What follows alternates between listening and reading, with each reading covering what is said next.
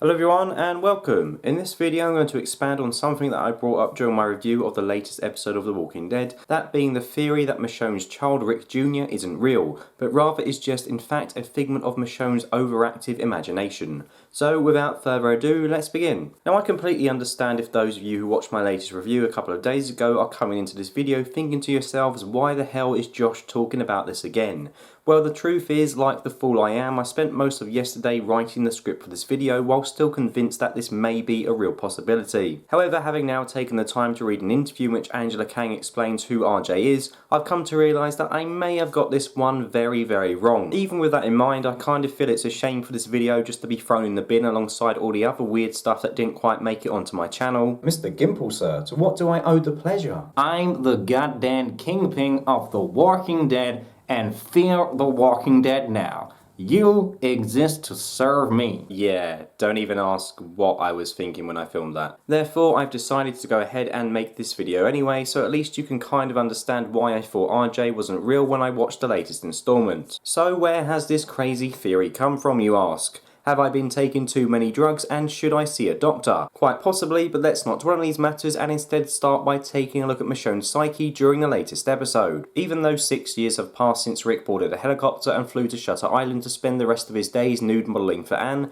Michonne is still clearly struggling to cope without him. The latest episode opens with Michonne reciting a monologue which is played over video footage of her and other Walking Dead regulars. This dialogue is more than just some kind of dramatic opening montage speech. In fact, the words we are hearing are actually coming out of Michonne's mouth, as proven when she is seen sitting talking to herself beside the rubble of the destroyed bridge that Rick's climactic final stand took place on. At first, when I saw this scene, I didn't really think too much about it. Sure, I thought it was weird, but it just sort of passed me by. However, as the episode progresses, we see more evidence of Michonne's madness, such as when she is seen talking to herself in the kitchen. After watching the entire episode, I'm convinced that during the beginning sequence, Michonne thought she could actually see Rick by the riverside, and the monologue that we hear is her trying to talk to him. Let's remember that when Rick was having visions of an angelic Laurie and dreaming about phoning up adult chat lines on the disconnected phone prison, Hi, what are you wearing? Michonne told him that she used to see and talk to her dead husband and kids, and once again Michonne could be seeing the dead throughout the entirety of this episode. And with Michonne seeing visions of the dead, how can we be certain that anything she is seeing is actually real, including her son? When I mentioned the possibility of RJ being an apparition in my last video, a lot of you came to me and said, well, Magnus saw him, so of course he's real, you bloody idiots. Okay, no one called me an idiot, you're all far too nice for that, but you all did come up with some very good counterpoints to this theory, so let me address them. So I'll admit that Magnus seeing RJ in the kitchen with Michonne does seem pretty clear cut. However, did it ever cross anyone's mind that this scene could have been purposely shot in such a way to try and make the audience believe RJ is real so no one sees the reveal coming? You remember in Fight Club when it looks like Brad Pitt is next to Edward Norton the entire time and then it turns out that he was never there and no one actually saw him even though the audience up until that moment thought everyone else was aware of his existence? Well, that could be what The Walking Dead is doing. I mean, for this twist to land, it has to seem unexpected, and with Magnus seemingly looking in at RJ and Michonne, it can make this theory appear almost dead in the water.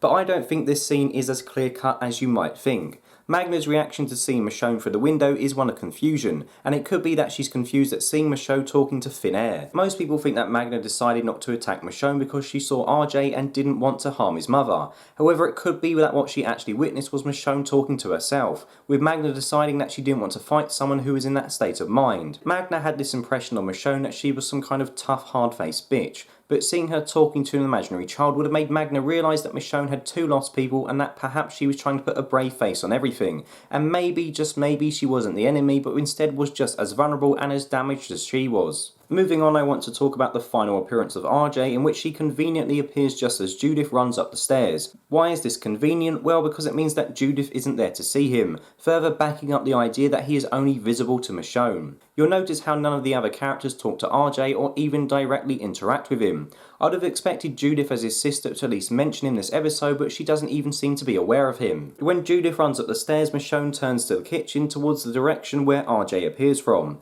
Just look at Michonne's face here. This isn't the face of someone who's excited to see their kid, this is a face of horror, a face of someone who's seen a ghost, a face of someone seeing something they don't want to see. Now I know what you're thinking here, if RJ isn't really there and Michonne is just actually talking to herself, why doesn't Judith come down and say something to her mum? Well, this is because Judith already knows that her mum talks to herself, as evidenced by her seeing her do it in the kitchen. As I said in my review, Judith chooses not to chastise Michonne when she sees her talking to her imaginary friends. In fact, she tries to sneak away without her knowing because she doesn't want Michonne to be embarrassed. What I'm saying is that this isn't anything new for Judith. I think she's had to put up with Michonne's visions for quite some time, which is why she doesn't react to hearing Michonne talking downstairs. My final piece of evidence that I have to support this theory is that towards the end of the episode we see an X-shaped scar on Michonne's back. A couple of episodes ago, Rick suggested to Michonne the possibility of them two having a baby, and it may be that she might have actually gotten pregnant, however due to some kind of illness or accident she ended up losing a baby, and her scar is a result of that. Therefore RJ could be the vision of the baby that she wanted to have with Rick but who has unfortunately died. So there you go, that's my wild crazy theory. Yes, I know it's now been debunked, but I think I made a decent case for it, so I hope you can all understand why I initially managed to convince myself of this being true. Anyway, that's all I have to say on this weird and what you might consider pointless video, although I did hope you got something out of it. Please let me know your thoughts below. Did you like this video, or did you think it was a waste of time?